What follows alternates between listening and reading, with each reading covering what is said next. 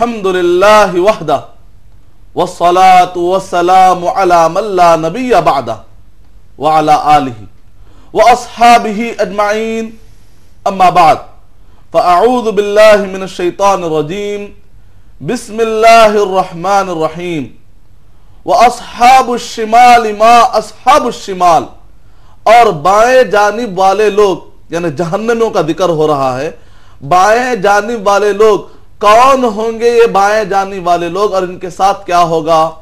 فی سموم و حمیم، اور ان کو دھوئیں میں، گرم دھوئیں میں رکھا جائے گا، وہ حمیم، اور دہکتے ہوئے اور کھولتے ہوئے پانی کے درمیان رکھا جائے گا۔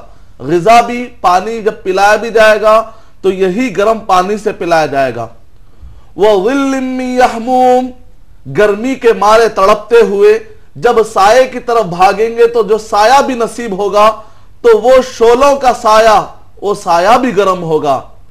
لا بارد ولا کریم، اور یہ سایہ اور یہ سارے کے سارے حالات اور جس جگہ پر وہ رکھا جائے گا وہاں پر کوئی ٹھنڈک نہیں ہوگی، ولا کریم، اور کوئی عزت نہیں دی جائے گی۔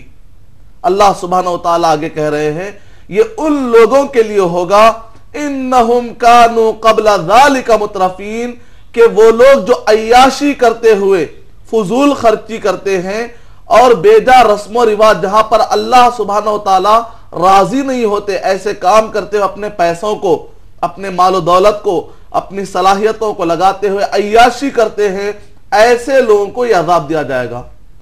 یہ سورہ واقعہ سورہ نمبر 56 کی آیت نمبر 46 اور 47 ہے۔ سورہ بنی اسرائیل سورہ نمبر 17 کی آیت نمبر 16 کے اندر اللہ سبحانہ وتعالی نے ارشاد فرمایا وَإِذَا أَرَدْنَا أَن نُهْلِكَ قَرْيَةً، جب کسی ایریے کو تباہ کرنے کی بات آ جاتی ہے، ہم ارادہ کر لیتے ہیں، ٹھان لیتے ہیں کہ یہاں کے لوگوں کو امرنا مترفیہا، تو وہاں کے جو عیاش لوگ ہیں ہم ان کو خوب بڑا چڑھا کر دیتے ہیں، ان کو ہم ڈھیل دیتے ہیں۔ فَفَسَقُوا فِيهَا، تو عیاشی میں آ کر بے انتہا گناہ کرتے ہیں۔ فَفَسَقُوا فِيهَا فَحَقَّ عَلَيْهَا الْقَوْلُ، پھر اللہ سبحانہ وتعالی کا فیصلہ آ جاتا ہے فَدَمَّرْنَاهَا تَدْمِيرًا، پھر اس ایریے کو ہم صفِ ہستی سے مٹا کے رکھ دیتے ہیں۔ اللہ اکبر۔ تو یہ آیتیں اس بات کے لئے کافی ہے کہ جو لوگ خوشی کے موقع پر اللہ کی ناشکری کرتے ہوئے حرام کام، فضول کاموں میں اپنے آپ کو لگا دیتے ہیں، ان کو ڈرنا چاہیے۔ انشاءاللہ ہم سوالات اور جوابات کی روشنی میں اور بھی باتیں بتائیں گے۔ شکریہ مدنی صاحب۔ ناظرین، پروگرام کے پہلے سیگمنٹ میں پہلے کالر سے بات کرتے ہیں اور جانتے ہیں ان کا سوال کیا ہے۔ ہیلو، السلام علیکم۔ جی، میں مہوین بات کر رہی ہوں حیدرآباد سے۔ مہوین صاحبہ حیدرآباد سے۔ جی، میں ہمیشہ آپ سب کے لیے دعا فرماتی ہوں، اللہ مدنی صاحب کو بےتحاشا علم سے نوازے۔ آمین اور آمین۔ مدر بھائی، انشاءاللہ آپ کو اجر ملے گا جو آپ لوگوں کے ساتھ اتنا کوآپریٹ کرتے ہیں۔ جی، آپ لوگوں کی دعائیں ہیں جو ہمیں جلا دیتی ہیں پروگرام اچھا پیش کرنے کی۔ جی بتائیے کیا سوال ہے بہن صاحبہ؟ میرا سوال یہ ہے کہ لوگ جو رسم و رواج کرتے ہیں نکاح سے پہلے، تو کیا یہ جائز ہے؟ کہتے ہیں ان کے کچھ ارمان ہے یہ سب کرنے میں، تو یہ کہاں تک صحیح ہے؟ آپ اس کے بارے میں بتائیے گا۔ اور میرا دوسرا سوال یہ ہے، جی جی جی جی ہلو جی جی جی، میرا دوسرا سوال یہ ہے کہ لوگ جو اکثر بار بار حج کو جاتے ہیں، کیا کافی نہیں کہ وہ صرف ایک حج کریں اور جو پیسہ وہ اور حج پر لگاتے ہیں تو کیا وہ اس پیسے سے کسی مجبور کی مدد نہیں کر سکتے؟ اچھا جی، بہتر، بہت شکریہ آپ نے ہمیں کال کیا۔ ناظرین، آئیے جانتے ہیں بہن نے جو سوالات کیے ہیں ان کے جوابات مدنی صاحب سے۔ دو سوالات ہیں، دونوں بھی بخوبی آپ کو واقف ہیں آپ۔ ایک تو شادیوں میں ارمان نکالنے کی بات ہے اور دیگر دوسرا حج کرنے سے متعلق سوال۔ وعلیکم السلام ورحمۃ اللہ وبرکاتہ۔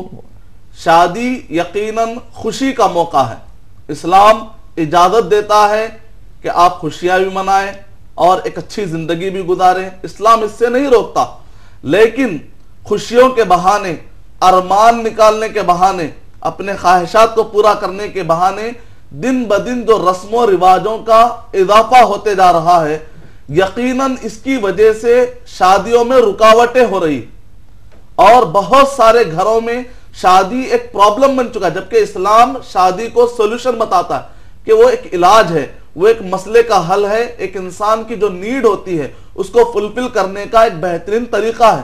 لیکن لوگوں نے شادیوں کو رسم و رواج کے ذریعے سے پرابلم بنا دیا ہے۔ اس کی وجہ کیا ہے؟ یہی وہ رسم و رواجیں ہیں۔ تو اس وجہ سے یہ سارے رسم و رواج جو بھی نبی اکرم صلی اللہ علیہ وسلم اور صحابہ اکرام کے زمانے سے ثابت نہیں ہو، ان سارے رسم و رواجوں کو کنڈم کرنا اس وقت پر فرض ہے، ضروری ہے۔ تو اس وجہ سے یہ سارے جو بھی ثابت نہیں ہیں، چاہے وہ ساچک کا مسئلہ ہو، مہندی کے بہانے پھر جمع کیا آتا ہے، پھر خرچہ ہوتا ہے، پھر اسی طریقے سے ہمارے پاس جو ویڈنگ مارکیٹس ہیں اور جہاں پر ویڈنگ کارڈ بنتے ہیں، تو وہاں سے میں گزر رہا تھا تو میں نے دیکھا کہ باقاعدہ ایک بڑی لسٹ لگی ہوئی اور تقریباً 40 قسم کی رسم فی الوقت حیدرآباد میں منائی جا رہی ہے۔ اس میں بسم اللہ کا لڈو بھی آ جاتا ہے، اس کے اندر نام رکھائی بھی آ جاتی ہے، لوگ عقیقہ نہیں کرتے، صحیح طور پر جو چیز ثابت ہے قربانی نہیں کرتے، لیکن جو چیزیں ثابت نہیں ہے اس کے پیچھے لگے ہوئے ہیں۔ اور شیطان اسی طریقے سے آہستہ آہستہ دین اسلام کا جو نظام ہے اس سے دور کرتا چلا جاتا ہے۔ تو لہذا ان سب سے بچنا چاہیے، اور اللہ سبحانہ وتعالیٰ نے قرآن مجید میں دھمکی دی ہے، ان المبذرین کانوا اخوان الشیاطین۔ وہ چیزیں جو ثابت نہیں ہیں اور جو رکاوٹیں بن رہی ہیں اس میں آپ اپنا پیسہ لگاتے ہیں تو یہ ناجائز جگہ پر پیسہ لگانا ہوا، اور یہ شیطان کے بھائی ہیں۔ سورہ بنی اسرائیل سورہ نمبر 17 کے آیت نمبر 26 اور 27۔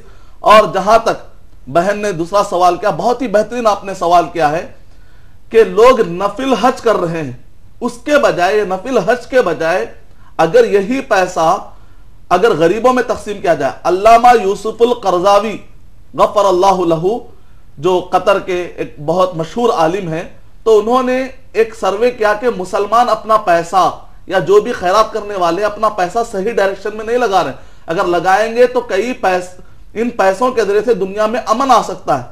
کہا کہ جو لوگ اس میں سے کئی چیزیں بتاتے ہیں، کہا کہ 50% سے زیادہ حج کرنے والے ہر سال وہ لوگ ہیں جو جن پر حج فرض نہیں ہے، نفل ہے، انہوں نے فرض ادا کر دیا ہے، اب وہ نفل ادا کر رہے ہیں۔ اگر دنیا کے سارے مسلمان اپنے نفل حجوں کا پیسہ بچا کر اگر غریبوں کو دیں گے، غربت دور کریں گے، کسی کو آپ بے سہارا کی مدد کریں گے، تو دنیا میں غربت کا بہت بڑے پیمانے پر علاج ہو سکتا ہے۔ اللہ سبحانہ تعالیٰ ہمیں توفیق عطا فرمائے، اور حقوق العباد ادا کرنے میں زیادہ ثواب ملے گا۔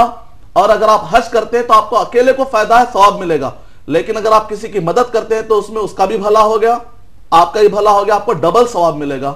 امید کہ ہمارے بھائی زیادہ ثواب لینے کے لیے اپنی عقل کو کام میں لائیں گے۔ شکریہ مدنی صاحب۔ ناظرین اور ایک کالر لائن پر موجود ہیں، جانتے ہیں ان کا سوال کیا ہے۔ ہیلو، السلام علیکم۔ جی وعلیکم السلام۔ جی میں رفعت بات کر رہی ہوں کرناٹک سے۔ رفعت صاحب کرناٹکا، کس شہر سے کرناٹکا سے؟ جی میں بلاری سے بات کر رہی ہوں، بلاری ڈسٹرکٹ۔ جی بتائیے رفعت صاحبہ کیا سوال پوچھنا چاہتے ہیں؟ آج کل جو یہ معمول ہو گیا ہے کہ لوگ کیا کرتے ہیں، بے فضول خرچہ ہوتا ہے، بلکہ ان لوگ لیز سے گھر لینا شروع کرتے ہیں، کرایہ نہیں دیتے مہینے کام، جی جی مطلب فکس اماؤنٹ دے کے پھر بعد میں لیز بول دینا، جی جی اس سے لینا شروع کرتے ہیں۔ جی کیا یہ ربا میں تو نہیں آتا؟ لیز پر کیا گھر ایسا لے سکتے؟ وہ سوال ہے میرا۔ اچھا جی اور ایک سوال ہے، جی یہ میرا سوال یہ ہے کہ جو لڑکی جو ہے نا ڈوری نہیں لینا چاہتے، جی لیکن ڈوری کے بنا ان کی شادی بھی نہیں ہوتی ہے، جی تو کیا ایسے ٹائم پہ ڈوری دے کے شادی کر سکتے ہیں؟ ڈوری دے کر؟ ہاں اچھا جی، مطلب اتنا یہ ہو ہاں جاتا ہے، ظاہر سی بات ہے، نہیں دیں گے تو شادی نہیں ہوگی، تو لا محالہ دینا ہی پڑتا ہے کسی طرح سے۔ ٹھیک ہے، اس بات پر ہم بات کریں گے یقیناً۔ بہت شکریہ، آپ نے بلاری ڈسٹرکٹ سے ہمیں کال کیا۔ آپ کے دونوں سوالات کے جوابات مدنی صاحب عطا فرمائیں۔ گھر لوگ خریدتے نہیں ہیں بلکہ لیز پر لیتے ہیں، جس سے کم پیسہ دینا پڑتا ہے، یا بہرحال جو بھی ایک بار دے دیا جاتا ہے، تو انہیں خدشہ لاحق ہے کہ کیا یہ کہیں ربا میں تو نہیں شامل ہوتا ہے، سود میں تو شامل نہیں ہوتا ہے۔